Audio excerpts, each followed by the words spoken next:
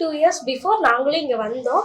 Full அப்பா அம்மாவுக்கு 2 பேருக்குமே கன்ஃபியூஸ் தான். ரிலேட்டிவ் எல்லாருமே சொன்னாங்க, எதுக்கு படிக்க வைக்கிறீங்க, இல்லை வேண்டாம் போதும் 2 இயர்ஸ் வீட்டில் இருக்கட்டும் அப்படின்னு சொன்னாங்க. என்னோட ஃப்ரெண்ட் வந்து ரெஃபர் பண்ணா Salem foundation unit of SM educational trust வந்து ஃப்ரெண்ட் வந்து ரெஃபர் பண்ணாங்க. அதனால நாங்கள் இங்கே வந்தோம். அப்பா அம்மாவுக்கு ஃப்ரீ கவுன்சிலிங் தான். அப்பா அம்மா வந்து சாரும் மேமும் மீட் பண்ணி பேசினாங்க. அதுக்கப்புறம் அவங்களுக்கே சரி ஓகே படிக்க வைக்கலாம் அப்படிங்கிற ஒரு கான்ஃபிடென்ட் அவங்களுக்கு வந்தது. சரி ஓகே படிக்க வைக்கலாம், என்ன படிக்க வைக்கலாம் அப்படின்னு சொல்லிட்டு நிறைய பார்த்துட்டே இருந்தோம்.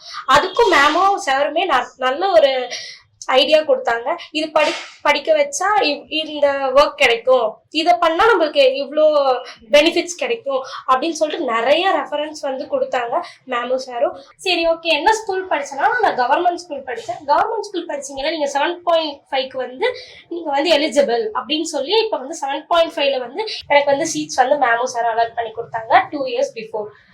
அதே மாதிரி இப்போ என் தங்கச்சிக்குமே இந்த இயர் வந்து 2024ல வந்து என் தங்கச்சிக்குமே சீட் அலாட் பண்ணி கொடுத்துருக்காங்க. அதே 7.5ல பிஇ பண்றாங்க, பயோமெடிக்கல் இன்ஜினியரிங் பண்ணிட்டு இருக்காங்க அவங்க. Thank you for Salem foundation unit of SM educational trust. Thank you.